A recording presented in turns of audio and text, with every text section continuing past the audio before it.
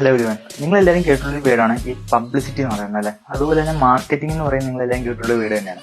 പക്ഷെ ഇത് രണ്ടും തമ്മിലുള്ള വ്യത്യാസം എന്താണ്? അത് ഒട്ടുമിക്കവർക്കും അധികം മനസ്സിലായിട്ടുണ്ടാവില്ല.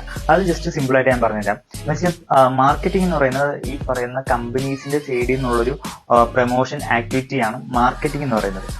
പക്ഷെങ്കിൽ പബ്ലിസിറ്റി എന്ന് പറയുന്നത് ജനങ്ങളുടെ സൈഡിൽ നിന്ന്, എന്ന് വെച്ചാൽ പബ്ലിക്കിന്റെ സൈഡിൽ നിന്നുള്ള ഒരു പ്രൊമോഷൻ ആക്ടിവിറ്റീസിനെയാണ് ഈ പബ്ലിസിറ്റി എന്ന് പറയുന്നത്.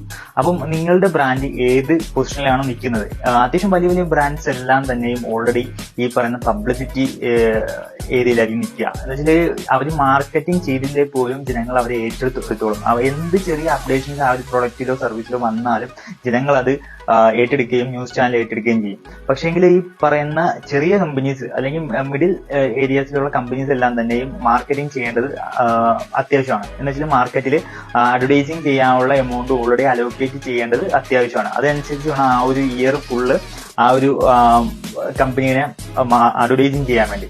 അപ്പം നിങ്ങൾ തിരിച്ചറിയുക നിങ്ങളുടെ ബ്രാൻഡ് ഏത് പൊസിഷനിലാണ് നിൽക്കുന്നത്. പബ്ലിസിറ്റി പൊസിഷനിലാണോ അതോ മാർക്കറ്റിംഗ് പൊസിഷനിലാണോ നിൽക്കുന്നത്, അതിനനുസരിച്ച് വേണം നിങ്ങളുടെ അഡ്വർടൈസിങ് എമൗണ്ട് കാൽക്കുലേറ്റ് ചെയ്യാൻ വേണ്ടി. അതിന് ബെസ്റ്റ് മീഡിയ പ്ലാനിങ് ആണ് നിങ്ങൾക്ക് ആദ്യം വേണ്ടത്.